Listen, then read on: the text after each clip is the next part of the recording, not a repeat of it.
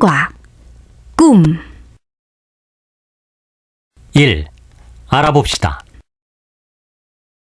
1번. 대화를 잘 듣고 내용이 같으면 O, 다르면 X 하십시오. 1. 이번 테니스 대회에서 1등을 했으면 좋겠어요. 열심히 최선을 다해왔으니까 꼭 1등을 할 수 있을 거예요. 2. 저는 청소하고 빨래 같은 집안일이 너무 싫어요. 저도요. 우리 같은 사람을 위해서 집안이라는 인형을 만들어야겠어요. 3. 요즘 청소년들 중에는 꿈과 희망이 없는 아이들이 많다고 해요. 그래요? 그건 아주 큰 문제인데요. 아이들에게 꿈과 희망을 줄 수 있는 방법을 찾아봐야겠어요. 2번. 대화를 잘 듣고 질문에 답하십시오. 1.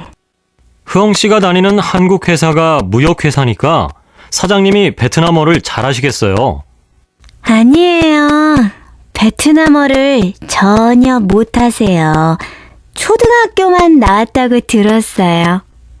그래요? 그럼 다른 사람들보다 더 많은 노력을 했겠어요. 네. 하루도 쉬지 않고 30년 동안 매일 일만 해왔다고 해요. 2. 풍 씨는 한국어를 배우고 나서 무슨 일을 하고 싶어요?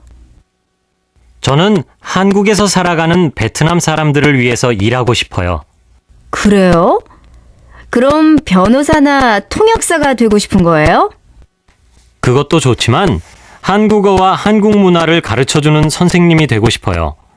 한국어와 한국 문화를 몰라서 힘들어하는 사람들이 없었으면 좋겠어요.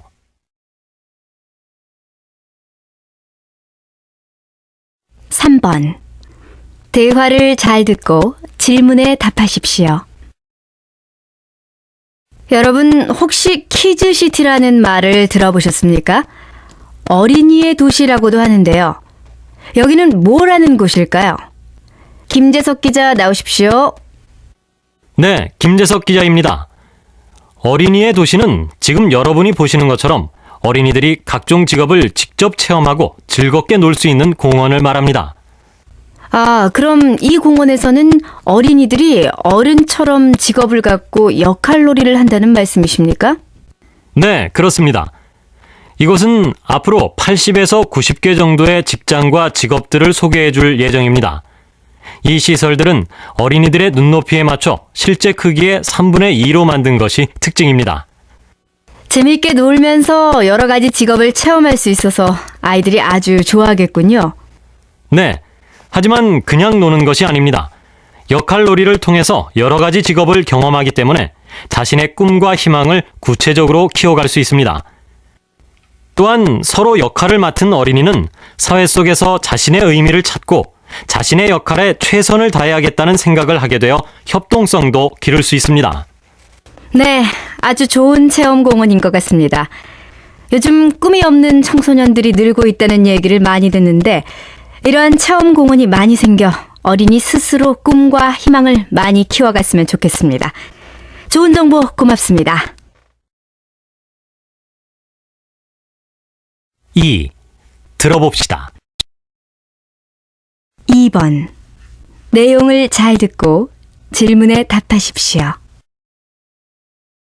보통 기부는 특별한 사람, 돈이 많거나 성공한 사람들이 할 수 있는 어려운 일이라고 생각합니다. 하지만 기부의 시작은 아주 작은 관심에서 시작됩니다. 누군가를 도와야겠다고 생각하면 이미 기부가 시작된 거라고 할 수 있습니다. 한 비만 클리닉에서는 몸무게를 1kg씩 줄일 때마다 쌀 1kg을 기부하고 있습니다. 그리고 쇼핑몰, 인터넷 사이트, 신용카드 등에 사용하지 않는 포인트로도 기부를 할 수 있습니다. 어떤 인터넷 사이트는 희망 메시지를 남기면 기업에서 메시지 하나에 2,000원씩 대신 기부해 주기도 합니다. 또 돈이 아니라 자신의 능력을 기부할 수도 있습니다. 이것은 자신의 지식과 재능을 원하는 사람들에게 가르쳐주는 방법으로 이루어집니다. 기부는 어렵지 않습니다. 큰 돈이 필요한 것도 아닙니다. 여러분의 관심과 도와야겠다는 생각이 기부의 시작입니다. 앞으로도 많은 사람들이 다양한 방법으로 많은 것을 나누고 도와가며 살았으면 좋겠습니다.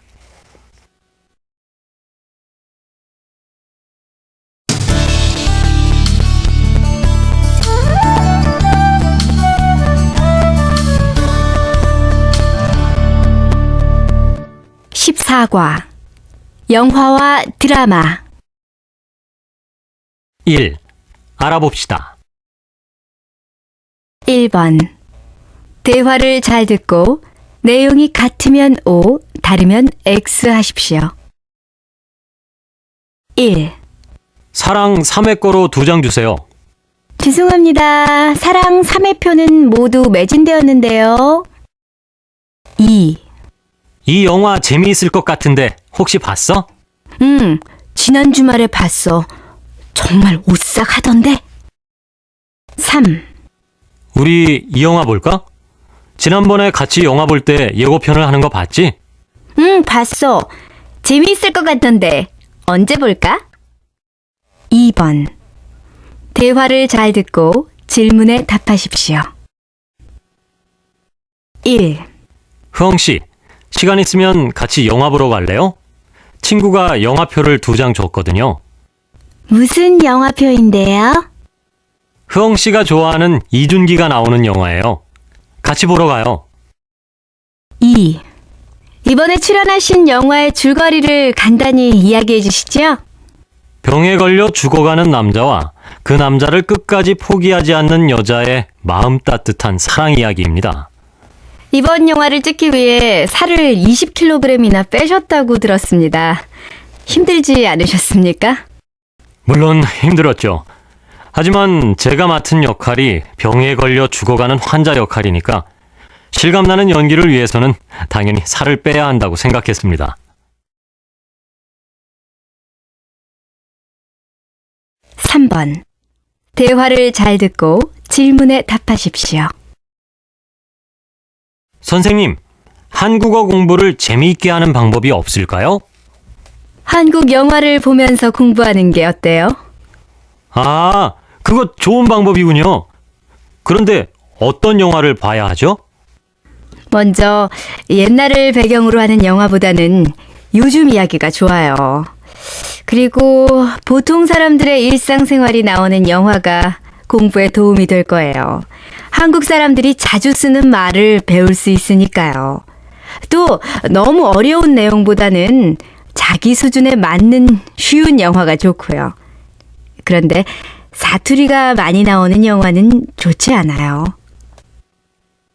저는 만화 영화를 좋아하는데 그건 어떤가요? 만화 영화는 피하는 것이 좋아요. 만화 영화는 내용이 사람들의 실제 생활이 아니기 때문에 거기에서 나오는 대사를 외워도 실생활에서 사용하기가 어렵거든요. 2. 들어봅시다. 2번. 내용을 잘 듣고 질문에 답하십시오. 안녕하십니까. 이번 주에 극장가 소식을 알아보는 영화가 산책 시간입니다. 먼저 상영되고 있는 영화의 순위가 어떤지 알아보겠습니다. 이번 주에는 한국 영화 해운대가 개봉한 지 일주일 만에 1위에 올랐습니다. 그리고 해리포터와 한국 영화 국가대표가 각각 2위와 3위를 차지했습니다. 그럼 이 가운데 국가대표가 어떤지 함께 보실까요? 국가대표는 국내에서는 인기가 별로 많지 않은 스키점프 국가대표 선수들의 이야기입니다. 어려운 환경 속에서 꿈을 이루기 위해 노력하는 국가대표 스키점프 선수들의 모습이 아주 감동적입니다. 이 영화는 우리나라 스키점프 국가대표 선수들의 실제 이야기를 바탕으로 한 내용과 배우들의 실감나는 연기로 관객들에게 웃음과 감동을 주고 있습니다.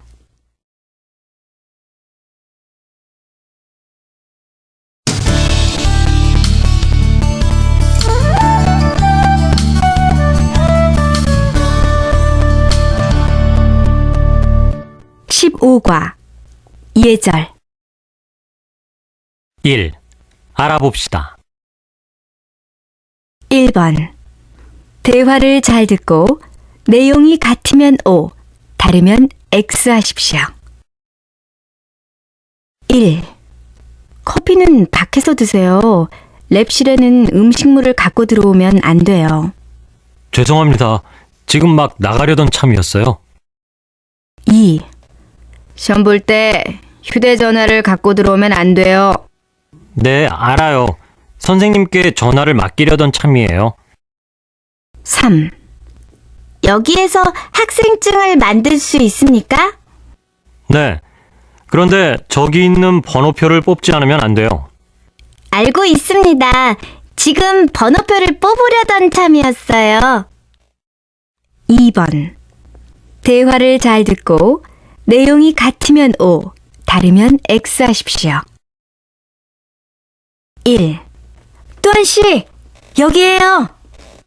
기다리게 해서 미안해요. 제가 조금 늦었지요? 수업을 시작하려면 5분쯤 더 남았으니까 괜찮아요. 또한 씨, 그런데 모자를 쓰고 교실에 들어갈 거예요? 아니요. 이제 막 벗으려던 참이에요. 한국에서는 수업 시간에 모자를 쓰면 안 된다고 들었어요. 2. 와, 도서관에 사람이 정말 많군요. 시험 기간이라서 그래요. 참 풍씨, 휴대전화 진동으로 하셨죠? 지금 휴대전화를 진동으로 하려던 참이에요. 그런데 도서관에서 주의해야 할 것이 또 있어요? 아시겠지만 여기에서 책을 읽은 다음에는 그 책을 제자리에 다시 갖다 놓지 않으면 안 돼요. 그리고 조용히 이야기해야 하고요. 크게 이야기하면 다른 사람에게 방해가 되니까요. 네, 잘 알겠어요. 3번. 내용을 잘 듣고 질문에 답하십시오. 여러분, 다음 주 금요일에 있을 발표 시험에 대해 설명하겠어요. 주제는 식사 예절이에요. 한국에서 식사 초대를 받았을 때 지키지 않으면 안 되는 것이 있죠. 그런 것들에 대해 발표하도록 하세요. 여러분 나라의 식사 예절과 한국의 식사 예절을 비교해서 발표를 하세요. 발표 시간은 10분이에요. 시간을 지키지 않으면 안 돼요. 다른 사람이 발표를 할 때는 옆 사람과 이야기하지 말고 발표 내용을 잘 들으세요. 그리고 듣는 사람은 발표가 모두 끝난 후에 질문을 하도록 하세요. 마지막으로 발표할 때 사용하는 말에 대해 설명하겠어요. 발표할 때는 반말을 사용하면 안 돼요. 그리고 평소에 친구들과 이야기할 때 쓰는 말을 사용하지 마세요. 예를 들어, 안녕하세요. 한국의 식사 예절에 대해 발표하겠어요. 라고 말하지 않고, 안녕하십니까. 한국의 식사 예절에 대해 발표하겠습니다. 라고 말해야 해요. 그럼 선생님 말대로 준비를 잘 해서 모두 발표를 잘 하도록 하세요.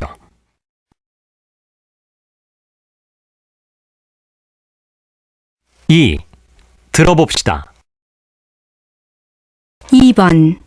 내용을 잘 듣고 질문에 답하십시오. 한국에서 1년을 살았지만 한국말을 예절에 맞게 사용하는 것은 아주 어려운 일이에요. 그래요? 특히 어려운 것이 뭐예요? 높임말이 어려워요. 그래서 아직도 실수를 할 때가 있어요. 그래요? 어떤 실수를 했어요? 학교에서 처음 한국어를 배울 때였어요.